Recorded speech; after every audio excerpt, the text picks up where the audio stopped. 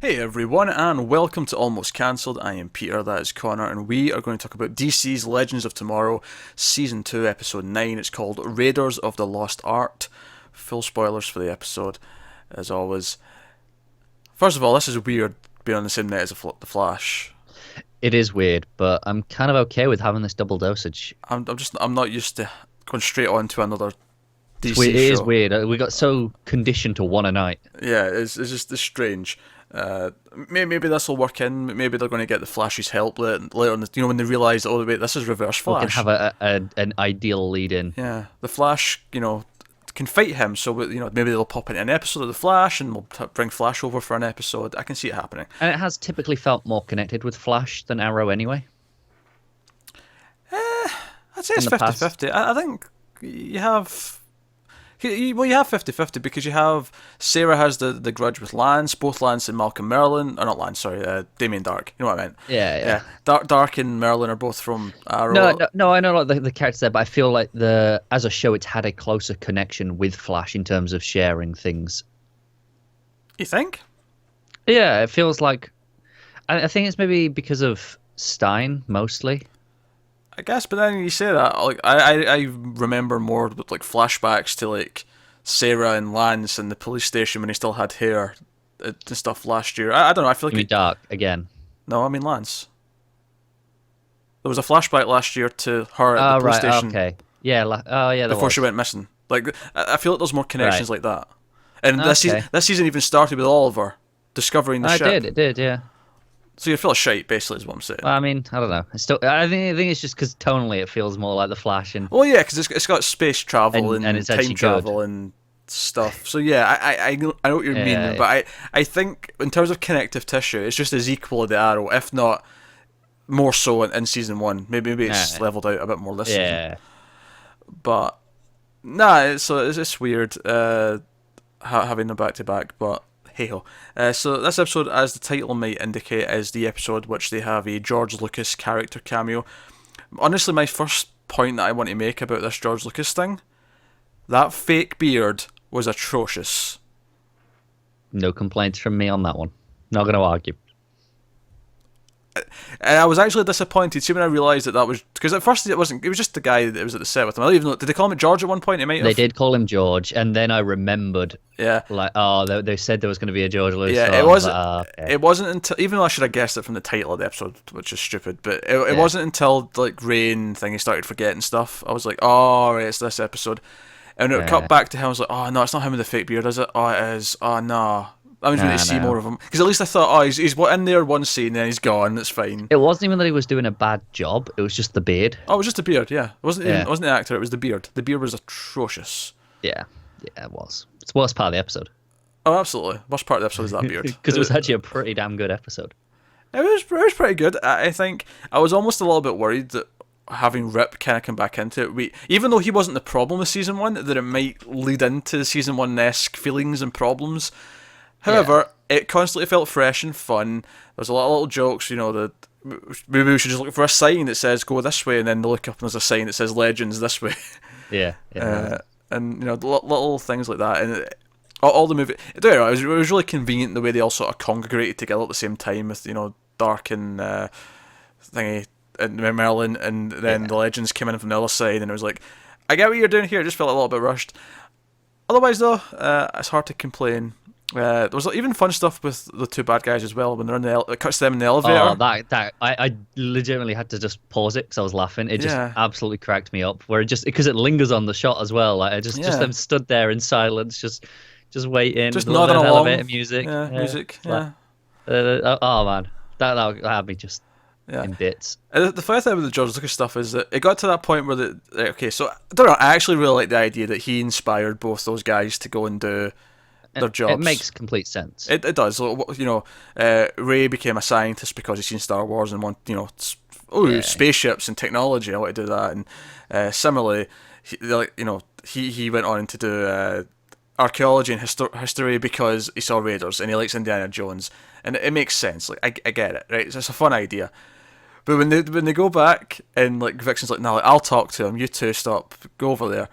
And she says the line, "Your only hope." I'm like, all right, there you go. There's your thing. This is how they There's a accidentally. few, and Oh, obviously, there's a few, but yeah, yeah, that. no, But I was thinking here at this point, I was like, all right, there's the one. Right, we've done the thing where they accidentally inspire something that's going to be in Star Wars. We don't have to do any more. see, I can almost see how you can complain that it would be annoying that they do these, but this show has referenced Star Wars so much in the past season. Oh yeah, and a half. they do it a couple of times at the start of the episode. They reference both Raiders and Star Wars just in passing at the start, just to remind you that they both have these inspirations. Yeah, and So, I think it was more important for Nate because obviously yeah. Ray. I think it's so ingrained into us at this point that he's a big Star Wars nerd that we got so much of that last season.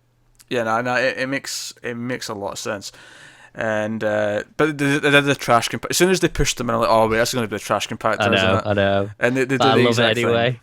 And they did the poll, and like we have to convince George Lucas to want to make films so we have our powers. Interestingly, I was a little bit on that one. Was it just that he believed in it, or was it because he was holding the piece of the Spear of Destiny, which can, alter reality and stuff? So was it like physics, something to do with that, or was it just he legitimately thought, I'm going to make films, and then suddenly it was all fixed? I don't think they'll ever bring that up, so you can believe it whatever way you want. Okay. Just for anyone who's going, it's a bit convenient, isn't it, that they just have to inspire him and it's like, oh, problem solved. Well, they did set up. It's both convenient, but at the same time, we knew he was going to do that anyway. Yeah. So it's just them putting him back on the right track. So it's like It is. Yeah. the ideas were already there for him to go on this path. It was just, Yeah. stop him because they accidentally scared him when they showed up and had a gunfight. Understandably. Yeah, and then they have their movie night where they sit down and they argue which is better, Raiders or Star Wars. And not only did they make a Howard the Duck joke, which I did not see coming. I didn't either. I appreciate. I thought they were going to make a Phantom Menace joke. I thought they were going to make a prequel I thought that's joke. what it was going to be too. That's the obvious one, isn't it? Right, but I kind of love it because in a weird way, it's also a Marvel dig. It is. And I was like, oh, that's so good. That's so clever. Yeah, so Howard the Duck, and then they both go, no! And it works because A, bad movie, but B, it's a Marvel movie, and that's kind of funny. Yeah, Because we're in it DC. is. So, I appreciate that. It's funny. As for Rip himself, or Phil, as he's going by. Or Phil. Yeah, Phil. He was okay. Like, he had some fun stuff. I thought him, I knew he was faking it when he came out at the end, and he's doing the British accent and all the rest of it, and he's trying to scare the bad guys. I thought that was fine. It had some. Yeah, I like it a lot because it's very, very reminiscent of a particular two-parter from Doctor Who a couple of years back, where the Doctor chose to forget who he was. It kind of plays some similar beats there, and interesting. That was written by Paul Cornell, who does a lot of DC comic stuff. I do have a couple of, obviously this final standoff where they get them out of the trash compactor and the rest of the team. Well, I say the rest. Mickey and Stein are still on the ship doing their thing. We'll talk about that in a minute. But everyone else shows up and they have their fights with the bad guys. And then Reverse Flash finally shows up. And do you know what? It was weird because I was thinking, I'm kind of liking this Malcolm and Dark kind of pair, and it's like I'm not feeling like we've spoke already how the Reverse Flash, he just elevates everything on this show. I was like, I mean, he'd be great, but it's not necessary. I'm enjoying it even without him. And then he shows up, and it's like, oh yeah. We knew he had to be there because he's how they're travelling through time. He's the one that's taking them through. So we knew he had to be there in this time period somewhere. Yeah. And then he shows up, it's like, oh, now it's getting real. And they're all screwed, and Rip does his little song and dance. My only complaints about this final confrontation is that at the end of the whole thing, because Sarah picks up the part of the medallion thing, that they want to use with the spear, and when Reverse Flash comes in, and I assumed he took it from her because he sweeps in and takes it. But afterwards, we find out that the team still have that part of the Spear of Destiny, but they also have that part of the medallion. I'm like, wait, so they got both of those in that whole exchange? It feels weird that Reverse Flash didn't take at least one of them. I guess Reverse Flash is really banking on what they get from Rip, and then thinking, the team will be back. We'll get them next time. Yeah. Because, I mean, they're not going to give up, and he knows that. Yeah. So, I don't know. I thought that fight was a little bit janky, mostly with Malcolm. So I think one of the big problems right now with Malcolm and Dark is that both of those guys always have stunt doubles for their fights, so they always have to try and cover it, which Arrow used to do a terrible job at doing. Like, they would, it'd be really obvious the whole time, whereas this is doing a better job of covering it up, but as a result, the fights are a lot more... Yeah, like I don't get the obviously Malcolm's meant to be this great fighter, and I'm not seeing that anymore. Like, Amaya just comes in and just takes him out, like, to get her amulet back, but like before she's got the amulet with the powers, and it's just like, okay, can't he do anything about that? Because it was nice when Jax came up and his ass kicked a little bit because he's not a straight one-on-one fighter like like Malcolm is, and that makes sense. And then when Steel steals up and he comes in, I was like, all right, now Malcolm's screwed because this guy's got super strength and it's Steel. You can't fight him. He's not human in that sense. And but it never played quite the right way, and I feel like it is because they have to hide the fact that they can't have those two doing a lot. Because even as funny as the scene earlier on with them and the bikers, and they're like, oh, give us your stuff, give us your clothes, your boots, and your motorcycle. It cuts away a little bit awkwardly, doesn't it? It cuts away to the next scene, and while I get the transition, of course, is that they're looking at the news story of the biker like lying there dead. Yeah. It kind of feels a little bit like, we can't really show them doing anything that much. It does, and I feel like it's kind of harming their threat level almost. I'm feeling like they're a threat less and less when it's just doing this constantly. A little bit. Reverse Flash, of course, is menacing. That said, though, I'll still take them not being able to do a lot of physical stuff instead of Savage, which they reminded me of in this episode because we got to see fake Savage doing some acting with fake Rip in the movie set. Yeah. And I was like, this is better than the real Savage. And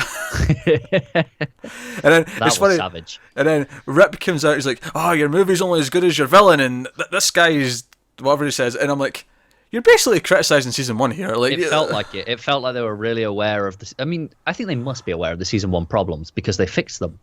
True, and you can't fix your problems if you're not aware of them. No, the problem with season 1 was Mark Guggenheim, and then they fixed it. I don't think they did. I think he's still there. I think he's still there, which is what's so amazing about this season, actually. Yeah. I have to say, though, I'm glad Rip's just not got his memory back and is back in the team because I really like Sarah as captain, and I was worried that he would just come back in the ship, it'd click, and he'd be like, all right, I'm captain again, and they'd go back to that. I think we will get his... Obviously, we're going to get his memories back, and then we're going to have that, him going, no, you know what, you can be captain. You earned it, and you're suited for it, and I think that's kind of going to be how that goes down. So it's funny I cracked that Terminator joke with the bikers. Give us your bike, you close your boots, your motorcycle, because something we forgot to talk about in Flash, because it was just a minor scene at the end that just leads into the next, presumably the next episode, was also very Terminator. That was the one thing. That was the one thing I had to say about that scene at the end of Flash was this woman comes from another universe, and it comes to the same sort of like portal-looking thing that we've seen every time someone does. But before it opens, we see like newspapers like in this alleyway like float across the road. And just the way she kind of comes down on like one knee and I'm like, just stands up. I was expecting dun dun dun dun dun dun dun as she was standing up, and it was just funny that there was then something else Terminator-esque in this. Yeah, just the right after. Yeah, so I thought that was worth it. We never even spoke about it in the Flash, but I thought it was more relevant here because it links with the Terminator references. Yeah. It's cool. Mick and Stein had they have some good chemistry. They've got some fun banter. As Mick's like I actually laughed a lot. Is like Stein overhears him saying something about "I love you," like you're my best friend, and he walks in and Mick just sort of stands and goes, "What did you hear?" Like just really gruff. If you tell anyone, I'll kill you. Just. I'm enjoying Mick a lot, actually. Mick's good. Mick's really shined a little bit because he had some funny moments early on in season 1, but it went down this path of like him and Snart having all this. Should we? Shouldn't we be with them? And then later on in the season, it was got Kronos. Separated. That all that stuff. It really bogged him down. Whereas this season, he's been around the team. Him cracking these really like deadpan one-liners around people has been great, and I like the idea that he's having this moral quandary of, hang on, am I being too good? Yeah, I know. That really works for his character, though. Related to Star Wars, it's very Kylo Ren. It is, yes. Yeah. Oh dear. Oh god, I'm a little disappointed about it. The one joke that I thought they would do with George Lucas that I'm surprised they didn't. Obviously, we said, okay, they're going to accidentally influence something, and that'll be the inspiration for X things. And we got the line, "Your only hope." We got the trash compactor. Yeah.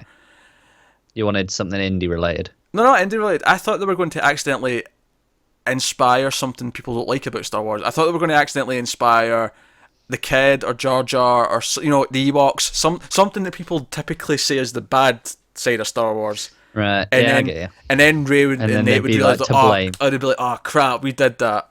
Yeah, yeah. We put the idea in his head of that stupid thing that no one likes. Makes sense. That said, though, the Howard the Duck one was really funny. I'm not going to complain. I thought where that was going was that he made another movie that obviously they haven't seen yet. Like they made a new one. I thought that's where it was going, and then it turned. Or even something as simple as Return of the Jedi was still called Revenge of the Jedi or something like that. Yeah, just something like that. Subtle, but that held it on. That was fantastic. This whole episode, I was laughing a lot. It was a funny episode. The action occasionally let down a little bit. That said, though, there were some good little moments. The one time I did like Merlin, even though, and I mean from an action point of view, even though no one else seemed to react to it, is when he stabbed the police officer at the reception desk. Yeah, that kind of subtle slice. That was really cool, but then when he keeled over, I'm like, wait, none of the other cops going to be like, hey, that cop at the front's just keeled over. Yeah, I mean, it cuts away like half a second later. Yeah, there was no reaction at all. It was almost like we were going to get another Terminator-esque scene with them going through the police station, just killing people left and right, which is probably too dark for TV these days. But still, like it felt like it might have gone down that path, and no one reacts. So it was kind of weird. But again, I'd love to see Merlin do that though. And then the couple of stuff that was cool is whenever the ship sort of came in and like it would like just decloak in front of people and it would be there, and the ship's always quite good on screen. It looks good, doesn't it? Yeah, and the ship never looks bad. So no, it was a fun episode. Admittedly, I think after Supergirl and Flash, this might be the weakest of the three back, but not by much. It's not like there's a great. Interestingly, I think it's the weakest in terms of like what it does plot wise, but I think I might have had more fun with it than I did with Flash. Like I enjoyed watching it more, even though Flash set up so much potential going forward. Yeah, it's not as obviously last year it was Flash is up here and Legends is like down here in the shitter, and it's not that this year at all. This year it's kind of they're going toe to toe for the most part. Yeah, like the fact that I just said, I might have preferred this over Flash, and you didn't really argue me on it, says it all. But you know what's funny though? A big thing we talked about in Flash is how it's like now it can really start its season plot because it's after the crossover. It's not as to the same extent in this, but at the same time, the fact that they even came up with the name Legion of Doom in this episode and we're actually focusing on that plot. Yeah, I love that they kind of brought it up. Those from Super Friends. But I think it's the same thing though, where it's like, we're past the crossover. Now we can focus on the actual main plot of the season. There's a reason we didn't have Rip at all before the crossover. Yeah, admittedly that was also he was filming another show for a few months. Well, yeah, but it was a bit of both, I think, because they had to wait for that, and then it's like, well, we can't wait till after the crossover as well. Don't get me wrong, they did tease it a little bit better, and there was only maybe 2 episodes of the first half of this season where it felt like they were kind of spinning their wheels. Yeah. But at the same time, I still felt that thing where it's like, okay, now it's the Legion of Doom, now I've got a name for them, they're a team of villains, and they're going to be maybe in most of the episodes going forward now, doing I think something. this benefited a little bit from being a shorter season. So it wasn't spinning its wheels quite as much before because it knows it has less afterwards. Yeah, and we'll see if season 3 ends up being the same thing. Because once again, they've not actually told us. Because they've renewed it, but we have no idea for how many episodes. Because the fact is, this one wasn't even renewed for what it extended. It got 13 originally, didn't it? It got 13, which was lower than season 1, and then they extended it to 17, which is now one more. So I have no idea what season 3's been renewed for. No, they didn't tell us at all, which, I mean, I guess we'll find out when we get there. Aye. But unlike last year, I'm actually really glad it's been renewed. Yeah, last year it was like, okay, I guess we'll watch it next year. Yeah. So. But now it's like, oh yeah, I'm really enjoying this, and I just, it's the first time that I've gone, I'm excited to watch Legends tonight. Like, I really want, I'm happy this is back. And I feel justified in that after watching the episode. Yeah. Okay, that's Legends episode 9. Last thing I just remembered, just to continue with the George Lucas jokes so much. When they threw Malcolm in the fight, there was a very quiet Wilhelm scream. Oh, was there? Nice. It was. It was very low in the mix, just on purpose. If you don't know what a Wilhelm scream is, because I assume not everyone watching will know what that is. It's a sound effect that's been used in every single Star Wars. It's been used in every single. I think Lord of the Rings all have them. Yep. Lots and lots of famous movies. I've got this in it. It's just a particular scream that once you've heard it, once someone's pointed it out and said that screams in all these, like they dub it in for different moments in all these movies, you'll know the sound of it. But it's recognisable to people who know what it is, and it's this really over the top, cheesy scream that you'd be surprised is in all these movies, but it's in all of them. Yeah. So yeah, they threw one of those in. It was a little subtler in this than it usually is, but it was there, and I appreciated that. Of course, we didn't even mention the Legion of Doom take Rip at the end. They have him, and they're going to torture him, and he still can't remember anything. And Do you know what? I really like that shot at the end, where obviously you got the reverse flash time and he goes, "Oh, you're going to torture me?" He goes, "No, they are." And then it's kind of got this bit where their faces come into the light first for Malcolm and Dark. I just thought the visuals, it looked really good. Like, it was this really nice shot. I'll be honest, I thought that's when Cold was going to step into the frame. I did as well, given the stuff that had been going on with Mick. Yeah, it felt like the perfect time for him to just. But maybe there's a specific reason why he's back when he shows up, and that's why he's not popped in here. But it felt like that might be because it almost felt like there was room in the frame for him at first. It did. With the two of them on that side, and I thought, oh, he's going to step in, and it's going to be the four LOD. We're getting there, though. We're getting there. But there you go, that's Legends of Tomorrow. Let us know what you thought of the episode in the comments below. Like and subscribe and all that stuff. Of course, there's one final CWDC show for us to welcome back after Christmas, and it is Arrow, which will be tomorrow night, so look forward to that. Which should be up at a similar time as we've done this tonight and last night's shows. I will say, though, my internet is giving me some issues. Now, luckily, Skype and YouTube are still working for me, so it's not affected episodes going up and recordings. But just in case, I'm just going to warn you, there's a small chance that if things are late tomorrow, that's why. It's because of internet issues. And as usual, I will be steaming drunk. For Arrow, yes. Yes. Also, don't forget, while we're talking about CW shows, we have Riverdale this week. On Thursday, and I'm very curious about it. Yeah, I mean, it's not quite DC, but it's in that sort of. It's in that ballpark of... It's a comic book. It's based on a comic book. Yeah, and we have no idea what exactly to expect, well, I don't think. I should be more specific. It's based on characters from a comic book. It's not really... It's not like this particular plot that they're doing is from a comic, I don't think. But I don't know. I'm just hoping to do a Sabrina spin-off next year. I'll be down for that. But let us know what you thought of the episode. Like and subscribe and all that stuff. Helps us out a lot. Get us on Twitter at mild_fuzz. You can get our individual Twitters on the screen. Thank you very much for watching. We'll see you next time.